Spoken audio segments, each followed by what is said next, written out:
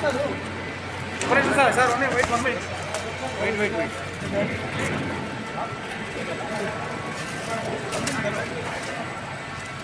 ఇంకోటి ఇవ్వండి sir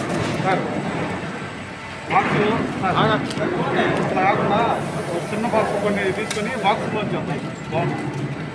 board of indirect taxes and customs వారు ఈ జనవరి 25 వరకు దేశవ్యాప్తంగా డ్రగ్ డిస్పోజల్ ఫోర్ట్ నైట్ అని కండక్ట్ చేయడం జరుగుతోంది.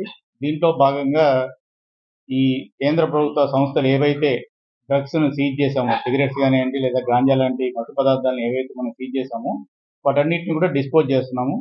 ఈరోజు సెంట్రల్ జిఎస్టీ గుంటూరు వాళ్ళు దాదాపు 2.5 కోట్ల వర్త్ విలువైన సిగరెట్స్ని, అదేవిధంగా కస్టమ్స్ విజయవాడ వారు దాదాపు 6.5 కోట్ల విలువైన సిగరెట్స్ని సీజ్ చేసిన వాటిని మన జిందాల్ వేస్ట్ మేనేజ్మెంట్ ఫెసిలిటీ ఏదైతే ఉందో గుంటూరులో దాంట్లో ఇన్సినరేట్ చేయడం జరుగుతూ ఉంది. దీంతో పాటుగా దాదాపు 3 కోట్ల రూపాయల విలువైన 2,000 కేజీల పైన గాంజాయిని ఈరోజు ఇక్కడ డిస్పోజ్ చేయడం అనేది జరుగుతోంది. మన రాష్ట్రంలో ఈ భారీగా ఫేక్ సిగరెట్లు, అదేవిధంగా ఇల్లీగల్గా ఇంపోర్ట్ అయిన సిగరెట్స్ ఏవైతే ఉన్నాయో వాటి మీద మా డిపార్ట్మెంట్ దృష్టి సారించింది. మా అధికారులందరూ కూడా గత కొంతకాలంగా వాటి మీద తీవ్రంగా రాష్ట్రంలో అనేక ప్రాంతాల్లో దాడులు చేస్తున్నారు.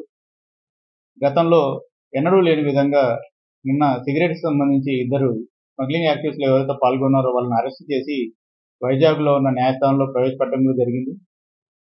ఈ సందర్భంగా మీ అందరికీ తెలియజేస్తున్నది ఏంటంటే, ఎవరైతే ఈ ఇల్లీగల్ సిగరెట్స్ చట్టపరమైన ఎటువంటి నాణ్యత లేని, లోగోలు లేని, ప్రమాణాలు పాటించని సిగరెట్స్ ఇంపోర్టెడ్ అయినా లేదా డొమెస్టిక్ అయినా కానీ అవన్నీ అమ్మటము, కొనటము, నిల్వ చేయటము, వాటిని ట్రేడ్ చేయటం ఇవన్నీ కూడా చట్టరీత్యా నేరం.